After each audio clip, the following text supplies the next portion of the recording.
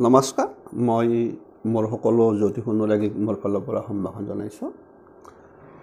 মই আজি আপোনালোকৰ লগত আলোচনা কৰিম এটা বিশেষ যোগৰ বিষয়। সেইটো হ'ল স্ত্ৰী জাতিকাৰ বিবাহিত জীৱনত হোৱা অশুভ যোগ। কাৰণ এই এনেকুৱা যুগত বিশেষকৈ দাম্পত্য জীৱন সুখৰ নহয় জাতক জাতিকাৰ। বিশেষকৈ আনফালে কোৱা আছে যে এই যুগত বিবাহ হ'লে কোনোবা এজনৰ মৃত্যু হ'ব পাৰে, অকাল মৃত্যু হ'ব পাৰে। ঠিক সেনেকুৱাকৈ জ্যোতিষত কোৱা আছে। বিশেষকৈ আমাৰ ৰাশি চক্ৰত যদি এইটো কন্যা ৰাশি মানে স্ত্ৰী কন্যা ৰাশি, এইটো দৰাৰ ৰাশি। বিশেষকৈ আপোনালোকক মই কৈ দিছোঁ, যদি কন্যা যদি মকৰ ৰাশি হয়, দৰা যদি সিংহ ৰাশি হয়, তেতিয়াহ'লে এইটো অশুভ হয়, অশুভ যোগ হয়। সেইদৰে কন্যাৰ যদি কন্যা ৰাশি হয়, দৰাৰ যদি মেষ ৰাশি হয়, মীন ৰাশি হ'লে দৰা যদি তুলা ৰাশি হয়, কন্যাৰ যদি বৃষ ৰাশি হয়, দৰা যদি ধনু ৰাশি, সেইদৰে কন্যাৰ যদি বৃশ্চিক ৰাশি, দৰা যদি মিথুন ৰাশি, কন্যাৰ যদি কৰ্কট ৰাশি হয়, দৰাৰ যদি আপোনাৰ কুম্ভ ৰাশি হয়। ঠিক এনেকুৱা যোগৰ ক্ষেত্ৰত বিশেষকৈ আমাৰ কোৱা আছে যে এইবিলাক যোগ অশুভ যোগ। মুখ্যতঃ এইবিলাক ক্ষেত্ৰত এভইড কৰিব কৈছে। গতিকে বিয়া বাৰুৰ ক্ষেত্ৰত আগবঢ়াৰ সময়ত বিশেষকৈ এই বিষয়বস্তু অকণমান চাব লগা হয়। বিশেষকৈ এই ৰাশিৰ বিশেষকৈ কি ৰাশি, দৰা কন্যা ৰাশি, এইকেইটা ৰাশিৰ মাজত সম্পৰ্কটো মানে অত্যন্ত অশুভ বুলি কোৱা আছে। কাৰণ এইটো হ'ল কি যে এই কন্যা ৰাশিৰ পৰা দৰা ৰাশিকলৈকে অষ্টম স্থান হয়, আৰু দৰা ৰাশিৰ পৰা কন্যা ৰাশিলৈকে ষষ্ঠ হয়। সেইকাৰণে এইটো কোৱা হৈছে যে অৰি সৰষ্টক যোগ। অৰি সৰষ্টক যোগ মানে এটাৰ হ'ল কি মানে বৈৰী গ্ৰহ, পৰস্পৰ বৈৰী গ্ৰহ অধিপতি। মকৰৰ অধিপতি, সিংহৰ অধিপতি পৰস্পৰে শত্ৰু গ্ৰহ, পৰস্পৰে শত্ৰু ভাৱ থাকে। বিশেষকৈ মীনৰ ধৰক বৃহস্পতি হ'ল, ইয়াৰ শুক্ৰ হ'ল, পৰস্পৰ শত্ৰু। যদি দুটা শত্ৰু গ্ৰহ যদি এটা ৰাশিৰ লগত এটা ৰাশি যদি এটা একে ঠাইত থাকে, নিশ্চয় হাই কাজিয়া কিবা নহয় কিবা এটা চলি থাকিব সাংসাৰিক জীৱনত, দাম্পত্য জীৱনত। তাৰ ফলত দাম্পত্য জীৱন এই সুখৰ নহয়। সেই দাম্পত্য জীৱন পৰস্পৰে অসুখী হৈ থাকিব। গতিকে বিশেষকৈ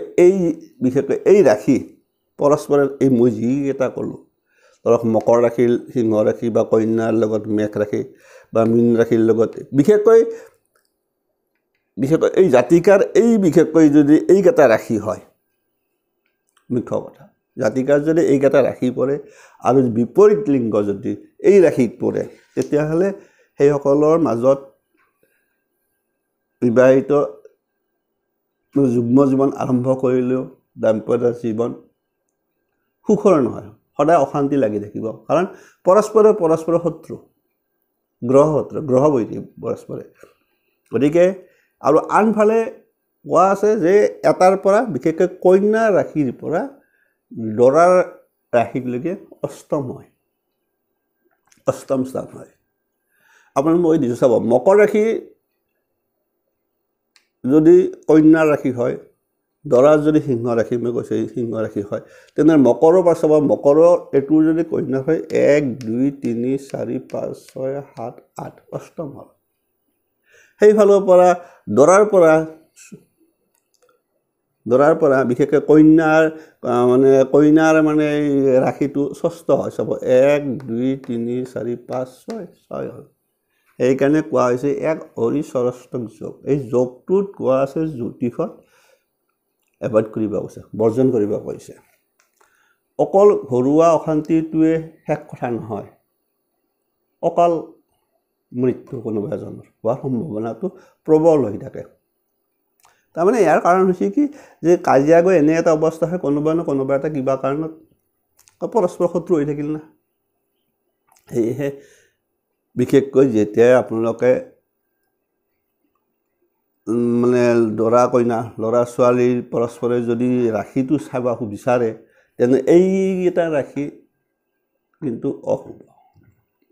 আৰু ইয়াক সেইকাৰণে কোৱা হৈছে অৰিশ্বৰষ্টক যোগ এই অৰিশ্বৰষ্টক যোগটোক এভইড কৰি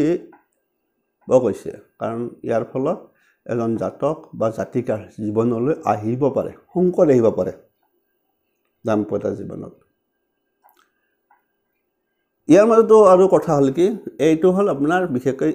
আপোনালোকে ভাবিব পাৰে যে কৈছে দেখোন যে অমুক ৰাশিৰ পৰা অমুক ৰাশিলৈকে মানে আপোনাৰ অষ্টম হয় অষ্টমতো বিবাহ হ'ব পাৰে বা ষষ্ঠটো হ'ব পাৰে সেইটো হ'ল খুব কম হয় কি সেইটো কোৱা হয় মিত্ৰ ষষ্ঠক যোগ মিত্ৰ ষষ্ঠক যোগটো অকণমান হ'ল কি আপোনাৰ চাব বিশেষকৈ আপোনাৰ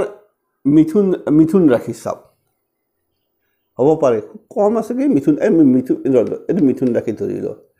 এইটো চাব মিথুন ৰাশি এইটো মিথুনৰ হ'ল বুধ আৰু ইয়াৰ অষ্টম স্থানত কিন্তু মকৰ এইটোও কিন্তু আপোনাৰ অষ্টম স্থান হয় মিথুন ৰাশিৰ পৰা অষ্টম স্থান হয় মকৰ কিন্তু এই ক্ষেত্ৰত কিন্তু বিবাহ হ'ব পাৰে কি হয় এইটো মিত্ৰ ষষ্ঠক বুলি কয় কাৰণ এইটো গ্ৰহ মিত্ৰ শনি আৰু বুধ মিত্ৰ স্থান মিত্ৰ গ্ৰহ গতিকে সেইটো কম হয় বাকীখিনি প্ৰায়খিনি অমিলে হয় প্ৰায় আপোনাৰ বিবাহৰ ক্ষেত্ৰত সদায় চাব লগা হয় বিশেষকৈ এইকেইটা আপোনালোকে মনত ৰাখিব যদি এই বিশেষকৈ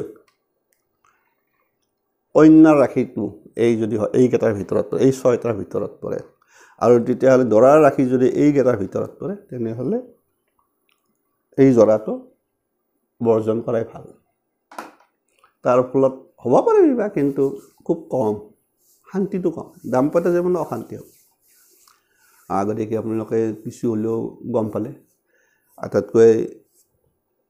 জ্যোতিষৰ বিশেষকৈ জাতক বিশ্বাস যাক আমাৰ ৰাহি জৰা বুলি কওঁ দৰা কইনাৰ মাজত আহিবনে নাহে আৰু সেই ক্ষেত্ৰত বিশেষকৈ বা এনেও কাৰোবাৰ যদি ঘৰুৱা অশান্তি যদি লাগি আছে দেখা পাব এইবিলাক এই ক্ষেত্ৰই আহি আছে এই ক্ষেত্ৰটোৱে হৈ আছে গিৰিয়েক ঘৈণীয়েকৰ মাজত যদি প্ৰায় কাজিয়া লাগি থাকে মুখ্য কাৰণটো এটাই কথা হ'লে এটাই নামানে এটাই ক'লে এটাই নামানে মুখ্য কাৰণটো হ'ল কি পৰস্পৰৰ ৰাশি হয়তো ৰাশি নহয় লগ্ন হ'লেও হ'ব পাৰে ধৰক কাৰোবাৰ মকৰ লগ্ন হ'ল ছোৱালীৰ মকৰ লগ্ন ল'ৰাৰ সিংহ লগ্ন বা এতিয়া কন্যা লগ্ন মেষ লগ্ন বা ৰাশি অথবা লগ্ন দুটা ক্ষেত্ৰতে এইটো চাব লগা হয় ভাল আৰু চালে গতিকে এই ক্ষেত্ৰত যদি হয় এইটোৰ ক্ষেত্ৰত সাধাৰণতে বৰ্জন কৰাই ভাল জ্যোতিষে অনুমোদন কৰা নাই বাকীখিনি কৰিছে আপোনাৰ কাৰণ মই কৈছোঁ যে মানে বিবাহিত জীৱনততো আপোনাৰ যদি আপোনাৰ দৰা কইনাৰ জৰা বিচাৰ কৰিব যায় তাতো আপোনাৰ ৰাজতক আছেই তাৰপিছত উত্তম আছে মধ্যম আছে নিম্ন আছে হয়তো নিম্ন কৰিব পাৰে কিন্তু এই ক্ষেত্ৰত কিন্তু একদম মানে এভইড দিছে আৰু এই ক্ষেত্ৰত কিন্তু নাই এইটো ক্ষেত্ৰত আপোনাৰ এই বিশেষকৈ এই যিটো ক্ষেত্ৰত এই মানে কইনাৰ পৰা বিশেষকৈ অষ্টম স্থানত যদি দৰাৰ ৰাশি হয় এনেকৈ ইয়াৰ দুটা ভাগ আছে এইটোৰ কথা কৈছোঁ এইকেইটাহে মই কোৱা নাই যে মিথুনৰ পৰা অষ্টমত কিন্তু আপোনাৰ মকৰ পৰিব চাওক ডাইৰেক্ট সপ্তমত ধনু আছে কিন্তু তাৰ অষ্টম মকৰ আছে কিন্তু এই ক্ষেত্ৰত মিথুনৰ ক্ষেত্ৰত কিন্তু আপোনাৰ হৈ যাব ঠিক এনেকুৱা কথা কিছুমান চাব লগা হৈ যায় গতিকে আপোনালোকে নিশ্চয় গম পালে যে স্ত্ৰী জাতিকাৰ বিবাহিত জীৱনত অশুভ যোগ বুলি কোৱা হৈছে এইবিলাকক কেতিয়াবা এনেকুৱা হৈ যায় বিয়া হৈ গ'লে অশান্তি হ'লে তেতিয়াহ'লে এই যোগ এটা অশুভ ধৰা হৈছে জাতিকাৰ কাৰণে যদি হৈ যায় নহ'লে নাই ভালে কোনে কেতিয়া হৈ যায় তো ক'ব নোৱাৰে তথাপিতো যিমানখিনি পাৰি চাব এই ক্ষেত্ৰত এই বিশেষকৈ এই যোগ্যতা চাব দৰা কইনা বা ল'ৰা ছোৱালীয়ে যেতিয়া বিবাহৰ ক্ষেত্ৰত চালে ভাল মংগল নিজৰ কাৰণে মই ক'লোৱে যে দাম্পত্য যে অকল অশান্তি যি হ'ব বা কিবা কাজিয়া পেচাল লাগে সেইটোও কোৱা নাই আনফালে কোৱা হৈছে কোনোবা এজনৰ অকাল মৃত্যু হ'ব পাৰে সম্ভাৱনা মানে কৈ থৈ দিছে আজিলৈ এৰিলোঁ নিশ্চয় আপোনালোকে কিছু হ'লেও গম পালে কোনোবা জাতক বা জাতিকাৰ বিবাহ হ'ব লগা ক্ষেত্ৰত বিশেষকৈ এই ক্ষেত্ৰত এই বিষয়বস্তুখিনি অকণমান মনত ৰাখিলে ভাল হয় তাৰপিছত আৰু আছে বহুত নকওঁ ডাইৰেক্ট কোৱা আছে যে এইটো কৈছোঁ মই বাকীখিনি আকৌ হৈ যায় এইটো সেইটোকে কেতিয়াবা আৰু আপোনাৰ সেই বুলি যদি আৰু কেতিয়াবা যদি দৰাৰ পৰা যদি আৰু বিশেষকৈ এতিয়া দৰাৰ পৰা কন্যাৰ পৰাই অষ্টম স্থান হৈছে দৰাৰ পৰা আৰু অষ্টম স্থান হৈছে তেতিয়া অকণমান বেলেগ হৈ যাব পাৰে কেতিয়াবা অলপ ইফাল সিফাল হৈ যায় ফল তাৰ বাহিৰে বাকীখিনি ফলো চাব লাগিব তথাপিতো বিবাহিত জীৱনত অশান্তি কোনো নিবিচাৰে সকলে এটা দাম্পত্য জীৱন সুখৰ হওক বুলি যুগ্ম জীৱনৰ আৰম্ভ কৰে গতিকে সেই ক্ষেত্ৰত মই কৈছোঁ যে সকলোৱে শান্তি সুখ শান্তি বিচাৰে মানে যুগ্ম জীৱনত অশান্তি কোনো নিবিচাৰে কিন্তু আহি যায় গতিকে আহি যায় তাৰ বাহিৰে আৰু আছে কিছুমান অকল যে ইয়াৰ কাৰণে যে হ'ব সেইটোও নহয় তাৰ লগত যদি আৰু যদি অশুভ যোগ হৈ থাকে তেতিয়া আৰু কি হ'ব পাৰে সেই আপোনালোকে গমে পায় সেইকাৰণেই কৈছোঁ এইটোতো এটা থাকিল পইণ্ট আৰু পইণ্ট যদি আহি যায়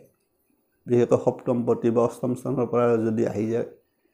চাব লগা হয় সপ্তম বা অষ্টম স্থানটো চাব লগা হয় বিবাহিত জীৱনত বহুত ইম্পৰ্টেণ্ট বস্তু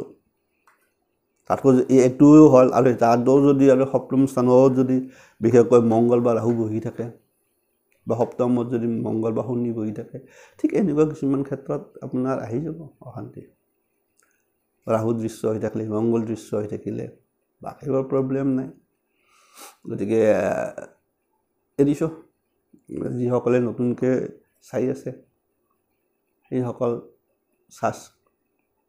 ছাবস্ক্ৰাইব কৰিব ছাবস্ক্ৰাইব কৰি লাইক কমেণ্টো কৰিব সকলোৰে মংগল হওক বহুতে সুধি থকাৰ কাৰণে মই এই বিষয়ে কৈ দিলোঁ এটাতকৈ মুখ্য কথা এইটো মুখ্য চাব বাকীখিনি মোক মানে মই কৈ মোক সুধি আছে কওঁ মই নকওঁ কৈ নাথাকোঁ আপুনি নকওক যে কি হ'ব পাৰে এইটো এটা নিম্ন মিলন বা এইটো মধ্যম মিলন বা ৰাজতক বিচাৰ এইটো এনেকুৱা বিচাৰ মই কৈ দিওঁ এইটো মধ্যম বিচাৰ হয় মোক সুধিলে মই কৈ দিওঁ কিন্তু কিছুমান ক্ষেত্ৰত মানে অকণমান টানো লাগে আৰু ডাইৰেক্ট ক'বলৈ ভাল নালাগে না যে কোনোবাই কিবা কৰি আছে ক'ব টান লাগে আৰু এৰিছোঁ সকলোৰে মংগল হওক সকলোৰে শান্তি বিচাৰক